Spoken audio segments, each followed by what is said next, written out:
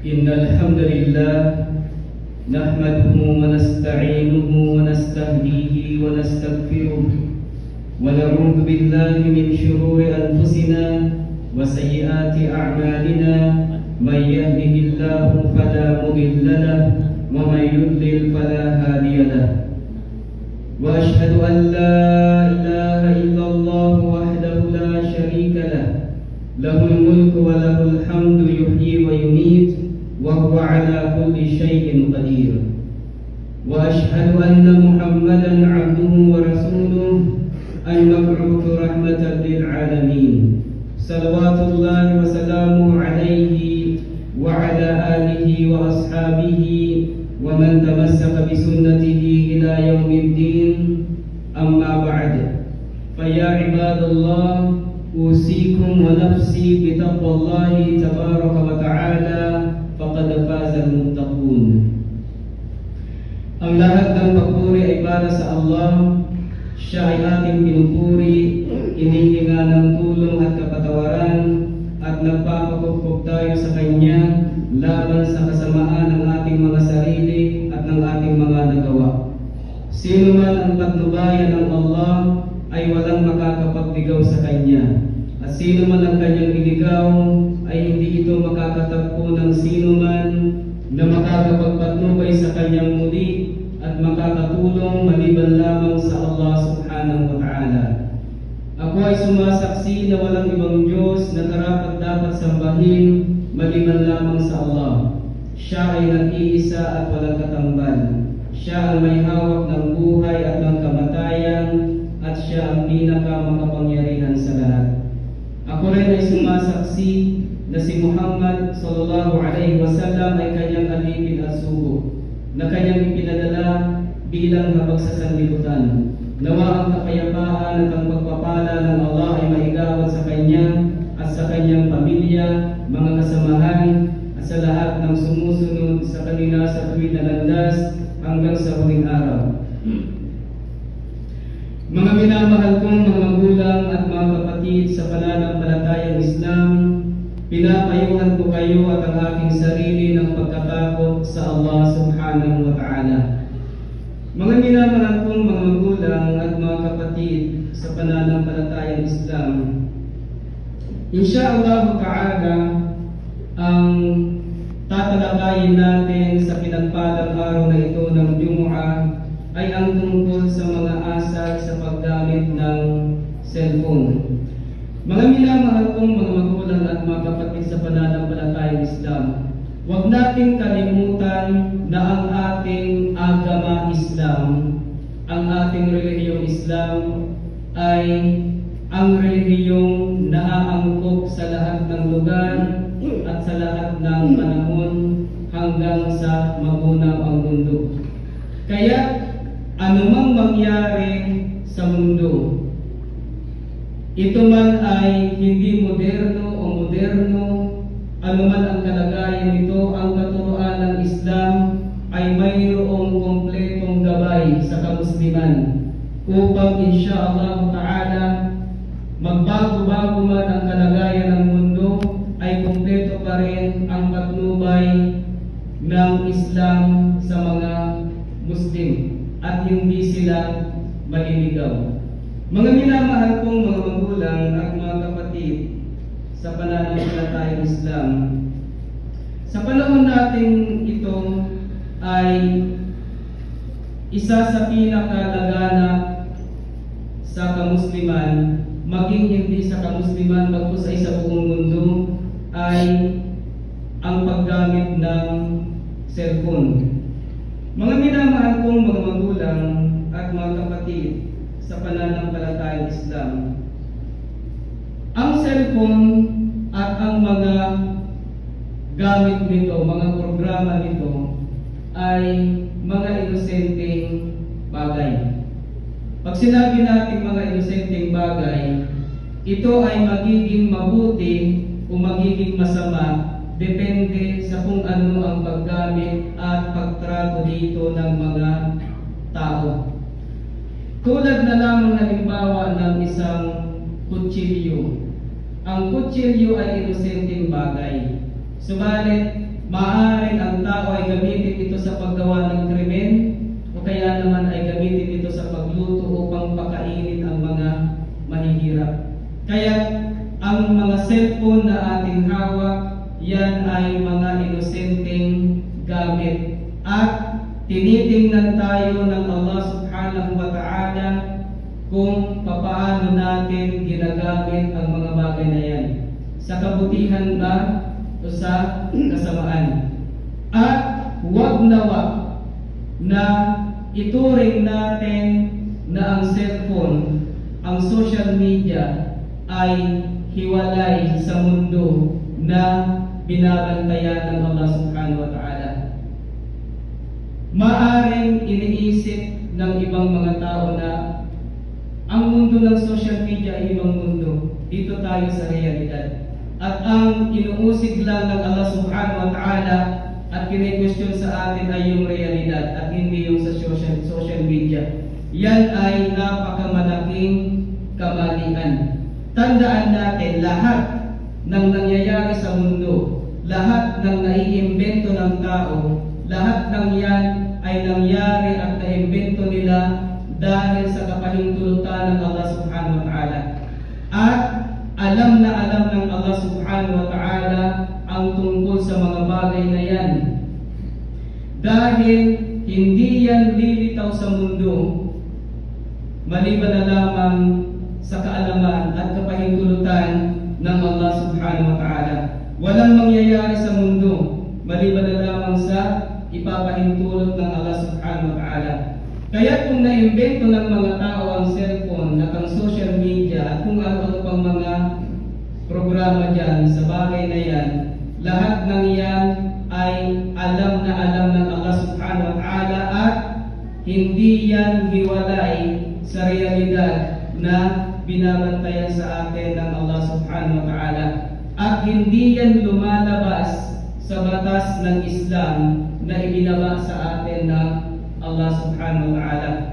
Mga minamahal kong mga magulang at mga kapatid sa pananampalatayang Islam,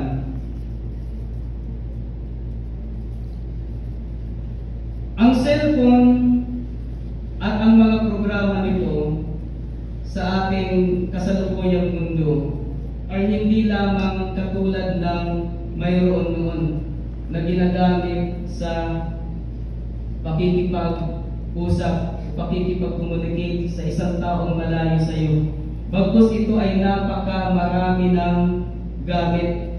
Ginagamit ito sa komunikasyon, ginagamit ito sa mga transaksyon, sa pagbenta at pagbili, at kung ano-ano pang mga gamit nito. Ginagamit ito sa pagdakwa, ginagamit ito sa pagpapalaganap ng kabutihan. Subalit, ang mga taong hindi responsable o mga irresponsable sila sa paggamit ng cellphone ay ginagamit nila ito sa mali. Subalit tayo ay mga Muslim na mayroon tayong hinahawakang Quran at Sunnah ni Propeta Muhammad sallallahu alaihi wasallam. Kaya anuman ang mahawakan natin na bagay ay ikinukonsulta natin sa Quran at Sunnah upang insyaallah ta'ala ay hindi tayo magkasala. Kung ang cellphone ay gagamitin mo sa pagpapalaganap ng mensahe ng Propeta Muhammad sallallahu alaihi wasallam ay napakatama ng iyong ginawa.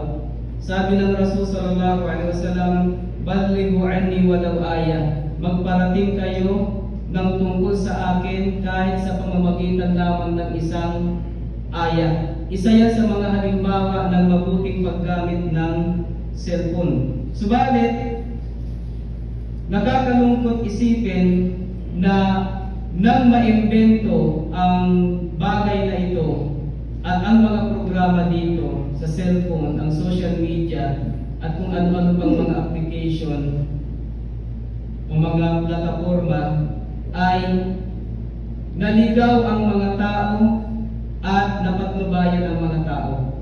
Kaya mas piliin dapat natin ang mga Muslim na sa pakikitungo natin sa bagay na ito ay mapabilang tayo doon sa mga napatnubayan.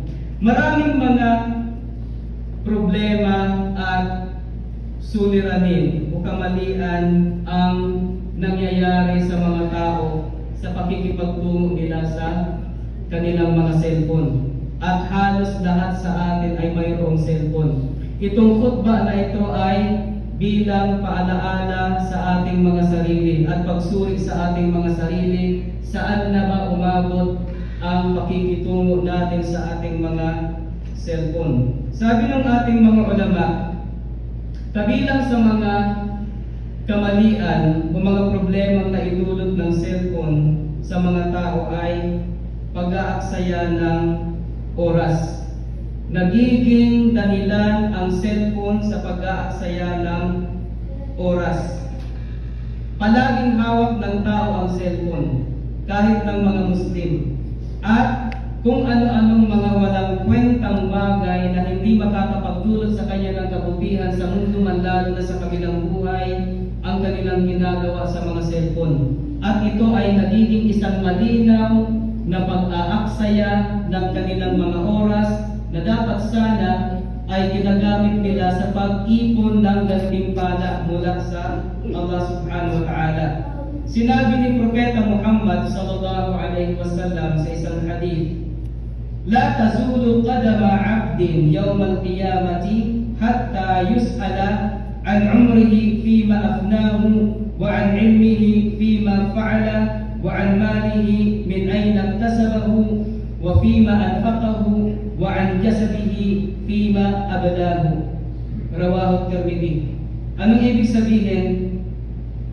Hindi maihahakbang ng isang alipin ang kanyang paa sa araw ng paghuhukom hanggang sa siya ay tanungin tungkol sa kanyang edad, saan niya ito pinalipas.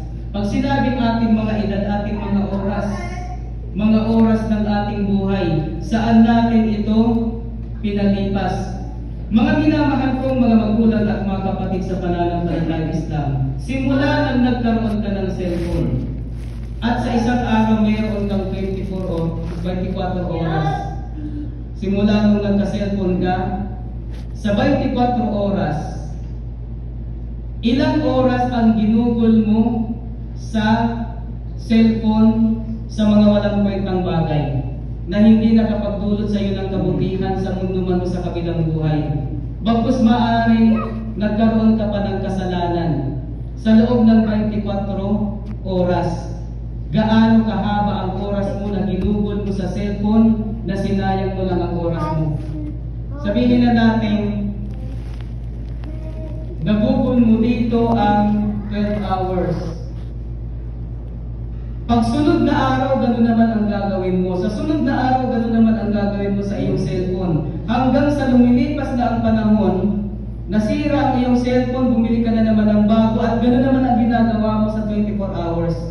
Sa tingin mo ba hindi ka tatanungin ng Allah subhanahu wa ta'ala sa mga oras na yan ng iyong buhay na sinayang mo, inaksaya mo, bagkus ay nagkasala ka pa dahil sa kung ano-ano binuksan mo sa iyong cellphone. Kaya pag sinabing tatanungin tayo sa ating edad, saan natin ito pinalipas, ang tinutukoy dyan ay yung mga oras ng ating buhay, saan natin yan ginagamit. At katiting man kaalikabok man ang pag-aaksaya ng ating mga oras, itatanong yan ng Allah subhanahu wa ta'ala. At tungkol sa kanyang kaalaman, ano ang ginawa niya dito? Anong ginawa natin sa ating mga kaalaman? Sinabuhay ba natin? Tinuro ba natin sa iba? O hindi? At tungkol sa kanyang kayamanan, saan niya ito nakuha at saan niya ito ginamit? Kaya pagdating sa kayamanan, dalawa kaagad ang tanong, saan mo nakuha yung kayamanan mo? Kung alhamdulillah nakasagot ka ng tama, ang susunod na tanong na naman, saan mo ginamit yung iyong kayamanan?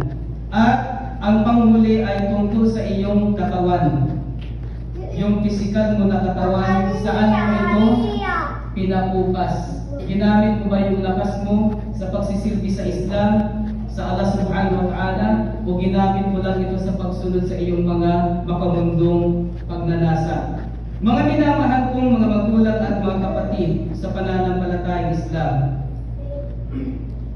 ang ikalawang problema na pinaggagamitan ng mga cellphone ng mga tao ay pagpapalaganap ng mga chismis at maling impormasyon. Pag sinabing chismis, ito yung mga natural na pinag-uusapan ng mga chismoso at mga chismosa. Mga buhay-buhay ng mga kapitbahay, mga impormasyon sa mga taong nasa paligid nila na wala naman silang kinalaman, subalit sarap na sarap silang pag-usapan ang mga ito. At nang maimbento ang cellphone, naging mas madali na sa kanila ang mag-chismisan. Kahit hindi na sila nagkikita-kita sa isang lugar, ay nakakapag-chismisan pa rin sila. Kahit pinagbawalan na sila ng kanilang mga asawa na huwag na kayong magkita-kita dyan dahil magkikismisan rin lang naman kayo, hindi pa rin pala doon ligtas. Bakit? Dahil nagkikismisan pa rin sa pamamagitan ng mga cellphone. Isa yan sa mga problemang nagagawa ng mga tao dahil sa cellphone at pagpapalaganap ng mga maling impormasyon na nagdudulot ng pag-aaway-away at ng kaguluhan sa pagitan ng mga tao. Mga minamahal kong mga magulang at mga kapatid sa pananampalatayang Islam, kaya nga sinabi ng Allah subhanahu wa ta'ala sa kanyang banal na Quran sa Suratul Hujurat ayat 6, Ya ayyuhalladhina amanu in ja'akum fasiqun binaba'in fatabayyanu an tusibu qauman bijahalatin fatusbihu ala ma fa'altum nadimin. Anong ibig sabihin? O kayong mga sumampalataya, kapag dumating sa inyo ang isang suwail na tao na may daladalang balita, siyasatin muna ninyo ito. Ibig sabihin, kumpirmahin nyo muna kung ito ba ay totoo. Baka makapinsala kayo sa isang grupo ng mga tao nang dahil sa kamangmangan at pagkatapos ay magsisi kayo sa inyong ginawa. Tandaan natin, kapag binuksan mo ang iyong cellphone at tumingin ka sa social media, ang nakikita mo dyan ay mga impormasyon na galing sa kung sino-sino. O kaya, mayroong nag-chat sa iyo ay nagbalita sa iyo ng kung ano-ano. Gawin mo dapat ang instruction ng Allah subhanahu wa ta'ala.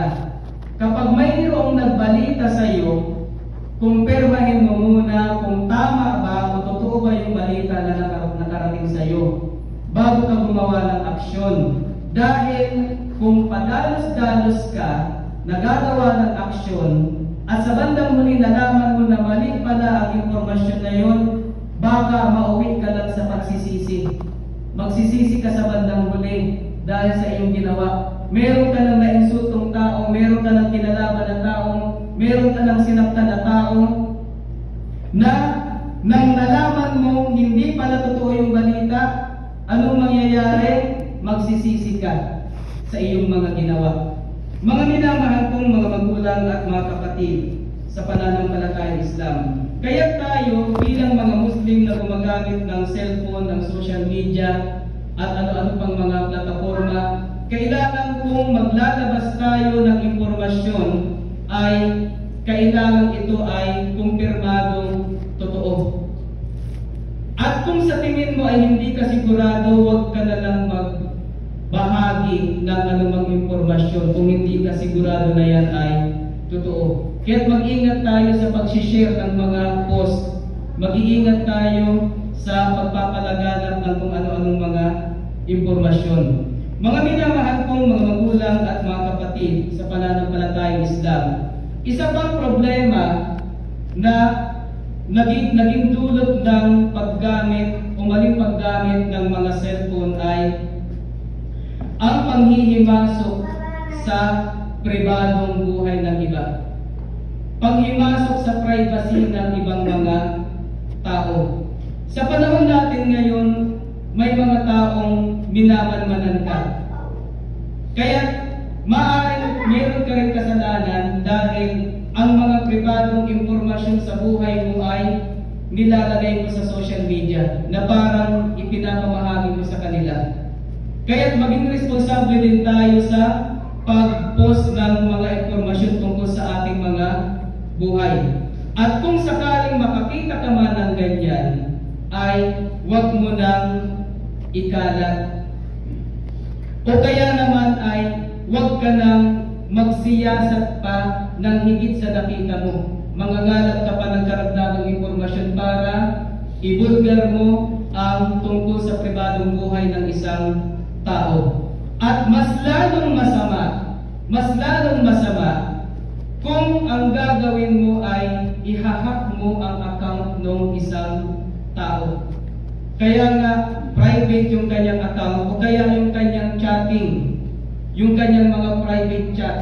Nagkaroon ka ng kaalaman paano mang-hack ng mga ganyan, hinak mo. Napakamalaking kasalanan nun dahil yan ay sinadya na talagang pribado, subalit binulalat mo pa rin sa pamamagitan ng iyong kaalaman sa social media o ano paman. Sabi ng Rasul sallallahu alaihi wasallam sa isang hadith, "Man ittala'a fi bayti qaumin bighairi idnihim faqad hadda lahum an yafqahu 'aynahu." Ang sino mang sumilip sa bahay ng ibang tao nang walang pahintulot, sumilip ka sa bahay ng isang tao, ay pinahihintulutan ang mga ito na tusukin ang kanyang mata. Kaya sa Islamic country na kung saan batas ng Islam ang pinapairal, kapag sumilip ka sa bahay ng iyong kapitbahay, sa bahay na hindi mo bahay, at tinusok nila ang iyong mata at nakarating kayo sa Sharia court, matatalo ka. Dahil sa batas ni Propeta Muhammad sallallahu alaihi wasallam, nagkaroon sila ng karapatan na tusukin ang mata mo. Ngayon, ano naman ang kinalaman nito sa social media? Ang hadith na ito ay nagpapaintindi sa atin na pinangangalagaan ng Islam ang privacy ng sino mang tao. Kaya, kung ang mga tao na gumagamit ng cellphone ay inalagaan nila yung kanilang cellphone, pinanatili nilang private, subalit binulalat mo, binulgar mo man o hindi, basta binulalat mo, ikaw ay nakapagsagawa ng pagmamanman at pwede kang ireklamo kung gagawin nila. At ang ginawa mo ay labag sa batas ng Allah subhanahu wa ta'ala. Mga minamahal kong mga magulang at mga kapatid sa pananampalatayang Islam, kaya nga pati ang mag-asawa ay hindi nila pwedeng bulalatin ang cellphone ng bawat isa. Tingnan nyo sa mga fatwa ng ating mga ulama sa panahon ngayon. Pwede bang bulalatin ng babae yung cellphone ng kanyang asawa o yung lalaki bulalatin niya yung cellphone ng kanyang asawa? Ang fatwa dyan ay hindi. Dahil ang mga cellphone ng maimbento yan ay naging mga pribadong gamit ng mga tao. At bakit bawal mong bulalatin? Dahil nandyan ang mga pribadong impormasyon tungkol sa kanilang mga buhay.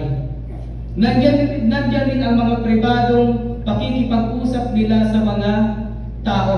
Nakikipag-usap sila sa kanilang mga nanay, sa kanilang mga kapatid, sa kanilang mga kamag-anak, ng mga usapin na pribado. At pagkatapos ikaw naman na asawa niya, bubulalatin mo yung kanyang cellphone, wala kang karapatan na gawin yun. At ikaw ay magkakasala.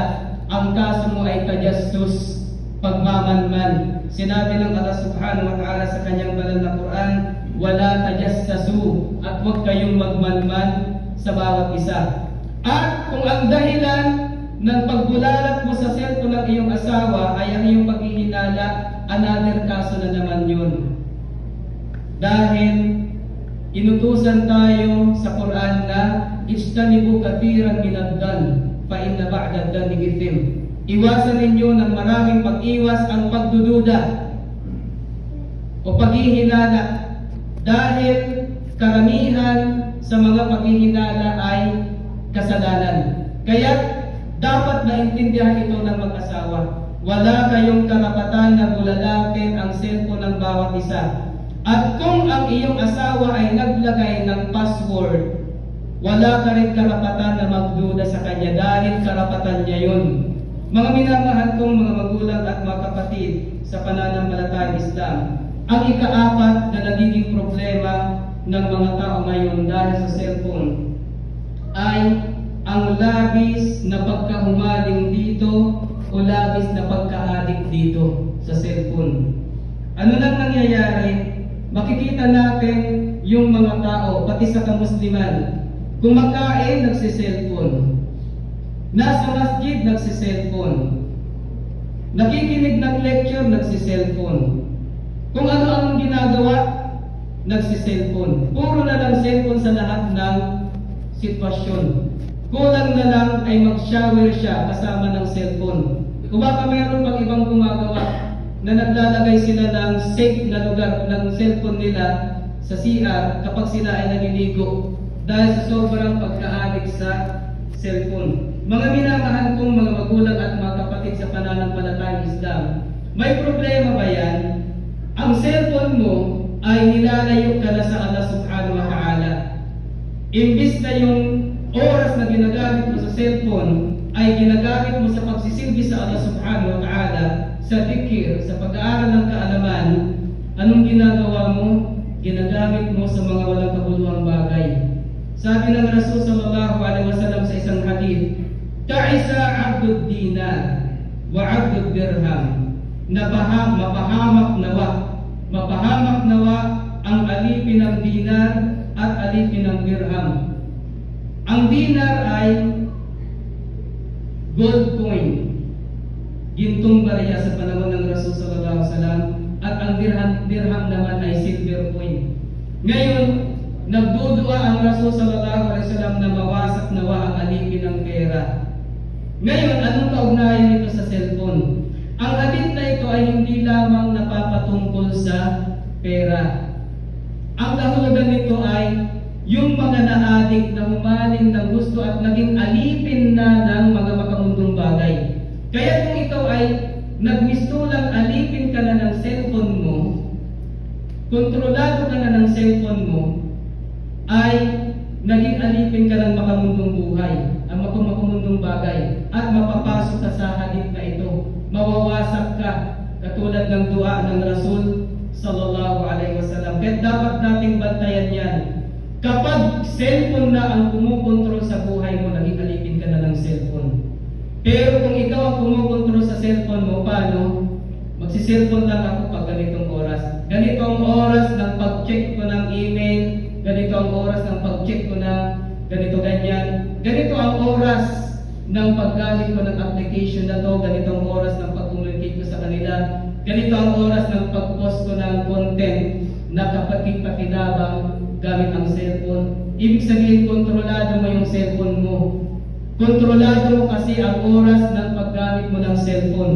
Pero kung ang cellphone mo ay kasama mo 24 oras sa lahat ng iyong ginagawa, kontrolado ka na ng cellphone at nahumaling ka na sa cellphone. Wal'iyadu billah. Mga minamahal kong mga magulang at mga kapatid sa pananampalatayang Islam, nawa ay gabayan tayo ng Allah subhanahu wa ta'ala at nawa ay bigyang linaw na sa ating mga isipan ang tamang paggamit ng ating mga cellphone. Wa aqulu qawli hadha wa astaghfirullah li wa lakum wa lisa'iril muslimina wal muslimati min kulli dhanb fastaghfiruhu innahu huwal ghafurur rahim. Wassalatu wassalamu ala rasulillahil karim wa ala alihi wa sahbihi ajma'in, amma ba'd. Mga minamahal kong mga magulang at mga kapatid sa pananampalatayang Islam, ano na ba ang tamang asay, tamang pakikitungo sa ating mga cellphone? Una, gamitin ang cellphone sa mga bagay na kalugod-lugod sa Allah subhanahu wa ta'ala. Masyaallah, may cellphone ka na, meron ka pang reward galing sa Allah subhanahu wa ta'ala dahil tama ang paggamit mo sa iyong cellphone. Sabi ng Allah subhanahu wa ta'ala, "Wa ma khalaqtul jinna wal insa illa liya'budun." At hindi ko nilikha ang jin at ang mga tao maliban na lamang na ako ay kanilang sambahin. Kaya anuman ang mahawakan mo, ginagamit mo yan sa pagsamba sa Allah subhanahu wa ta'ala. Ikalawa, na tamang asal sa paggamit ng cellphone, pipiliin mo ang tamang oras at lugar na pinaggagamitan mo ng iyong cellphone. Igalang mo yung oras at lugar. Halimbawa, dito sa masjid, ikaw ay nasa masjid, hindi tamang paggamit ng cellphone na nagkukutba ang imam, ikaw ay nag-cellphone. Yan ay maling paggagamit ng cellphone. O kaya naman ay malakas ang iyong ringtone at may music pa talaga na haram. Tapos nagsasala yung mga Muslim o kaya nagkukutba, biglang magre-ring ang iyong cellphone. Yan ay maling oras, maling lugar na paggamit mo ng iyong cellphone. Ikatatlo, iwasan mong gamitin ang iyong cellphone sa pamamagitan ng pananakit at pag-abala sa iba. Kaya kung ikaw ay gumagamit ka ng cellphone, ng social media, ng kung ano-ano pa man, ng Facebook o ano pa man, huwag mo yung gamitin sa pamiminsala sa iyong kapwa, sa anumang pamamaraan. Ikaapat, huwag mong gamitin ang iyong cellphone sa pamamagitan ng paniniktik, pagmamanman. Ibig sabihin, ginagamit mo yung kaalaman mo sa iyong cellphone upang manmanan ang sino man. Makakuha ka ng impormasyon sa kanila at ikalat mo sa social media. Ikalima, at siyang panghuli ay turuan natin ang ating mga anak ng tamang paggamit ng cellphone, katulad ng pagturo natin sa ating mga sarili. Mga minamahal kong mga magulang at mga kapatid sa pananampalatayang Islam, tingnan natin yung ating mga sarili, yung kalagayan natin sa ating mga sarili, sa ating mga cellphone. Saan na ba umabot? Kontrolado na ba tayo ng ating cellphone o hindi? Mas malaki ba ang gantimpalang nakukuha natin mula sa Allah subhanahu wa ta'ala, insyaAllah, sa pamamagitan ng cellphone? O kaya ay mas malaki pa yung kasalanan na nakukuha natin sa pamamagitan ng cellphone?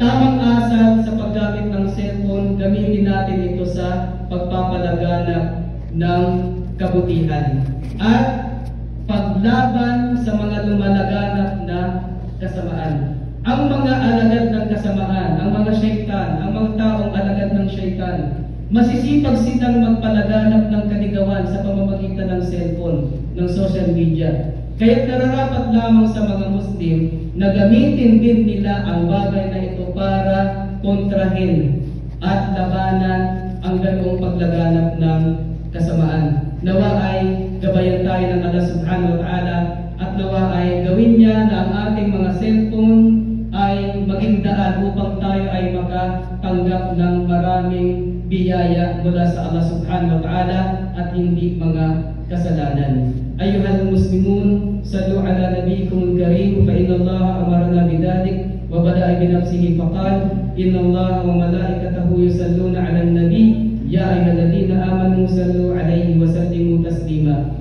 Allahumma salli ala Muhammad wa ala ali Muhammad kama sallaita ala Ibrahim wa ala ali Ibrahim innaka Hamidum Majid. Wa barik ala Muhammad wa ala ali Muhammad kama barakta ala Ibrahim wa ala ali Ibrahim innaka Hamidum Majid. اللهم اغفر للمؤمنين والمؤمنات والمسلمين والمسلمات الأحياء منهم والأموات برحمتك يا أرحم الراحمين. اللهم اغفر لنا ذنوبنا إنك أنت الغفور الرحيم. اللهم إنك عفو تحب العفو فاعف عنا. لا إله إلا أنت سبحانك إنا كنا من الظالمين. اللهم أرنا الحق حقا وارزقنا اتباعه وأرنا الباطل باطلا وارزقنا اجتنابه.